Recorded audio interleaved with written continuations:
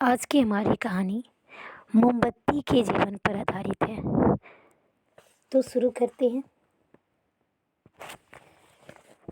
एक सुनसान अंधेरी बंद कमरे में बैठी मोमबत्तियाँ किस तरह अपनी बातों को एक दूसरे से साझा करती है, अपनी सहेलियों से बताती है, उसी पर आधारित है। तो शुरू करते हैं। रात का समय था। चारों ओर सुनसान सा अंधेरा छाया हुआ था। केवल एक कमरा ही ऐसा था जो कि प्रकाशित था और वहाँ 4 मोमबत्तियाँ जल रही थीं। चारों को एकांत देखकर वे आपस में बातें करने लगी। पहली मोमबत्ती बोली, मैं शांति हूँ। जब मैं इस दुनिया को देखती हूँ तो बहुत दुखी होती हूँ। चारों ओर आपाधापी, लूट खसोट और हिंसा है। ऐसे में यहाँ रहना बहुत मुश्किल है। मैं अब यहाँ नहीं रह सकती। इतना कहकर मोमबत्ती बुझ गई। तो दूसरी मोमबत्ती भी अपने मन की बात कहने लगी। मैं विश्वास हूँ। मुझे लगता है कि झूठ, धोखा, फरेब, बेईमानी मेरा वजूद ख़त्म करती जा रही है और मैं भी यहाँ नहीं रह सकती। यह जगह मेरे लायक नहीं है। मैं भी जा रही हूँ। इतना कहकर दूसरी मोमबत्ती बुझ जाती है। तो इस तरह से पहली मोमबत्ती जो शांति थी उसके जाते ही दूसरी मोमबत्ती भी अपना विश्वास, अपना आपा खो बैठती है। अब तीसरी मोमबत्ती की भी दुखी होती। वह बोली, मैं प्रेम हूँ।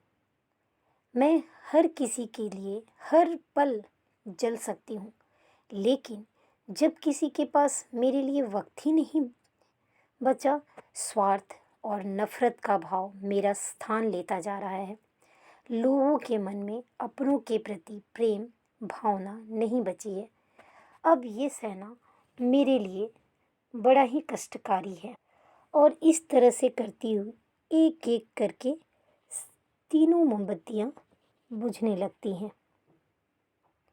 और तीसरी मोमबत्ती कहती है, मेरे यहाँ रहना मेरे बस की बात नहीं, मेरे लिए जाना ही ठीक होगा। कहकर तीसरी मोमबत्ती भी बुझ जाती है।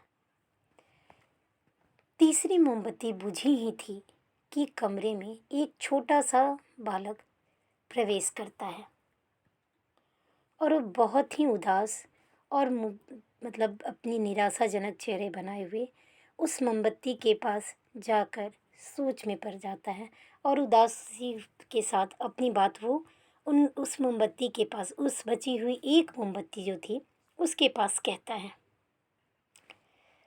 मोमबत्ती बुझा देखकर बालक बहुत दुखी होता है और उसके आंसू बहने लगते हैं। दुखी मन से वह उस मोमबत्ती, जलती हुई एक मोमबत्ती से कहता है, इस तरह बीच में ही मेरे जीवन में अंधेरा कर कर कैसे जा सकती हो? तुमने तो अंत तक वादा किया था जलने का, लेकिन तुमने मेरा साथ छोड़ दिया। अब मैं क्या करूं? और बड़ा ही उदास दिख रहा था। बालक की बात सुन चौथी मोमबत्ती बोली, घबराओ नहीं बालक, मैं आशा हूँ और मैं तुम्हारे साथ हूँ। जब तक मैं जल रही हूँ तुम मेरी लौ से दूसरी मोमबत्ती को भी जला सकते हो। चौथी मोमबत्ती की बात सुनकर बालक को ढांढस बंध गया। वो बहुत खुश हुआ। बालक बड़ा ही खुश होता है। बालक खुश होकर उसने आशा के साथ शांति, विश्वास और प्रेम को पुनः प्रकाशित कर लिया और इस तरह से फिर वो अंधेरा कमरा जगमगाने लगा और उस बच्चे की मुस्कुराहट चेहरे पे छा गई। तो दोस्तों, जीवन में हर वक्त समय एक सा नहीं रहता। कभी उजाला रहता है तो कभी अंधेरा। जब कभी जीवन में अंधकार आए, मन अशांत हो जाए, विश्वास डगमगाने लगे और दुनिया पराई लगने लगे तो हमारे जीवन में एक दिया जो कि है आशा, आशा का दीपक जला लेना चाहिए। जब तक आशा का दीपक जलता रहेगा जीवन में कभी अंधेरा नहीं हो सकता। आशा के बल पर जीवन में सब कुछ पाया जा सकता है, इसलिए आशा का साथ कभी नहीं छोड़ना चाहिए।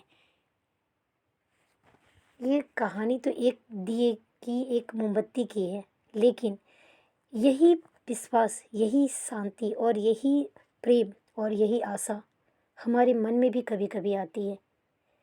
इनका रूप अलग है बट है वही।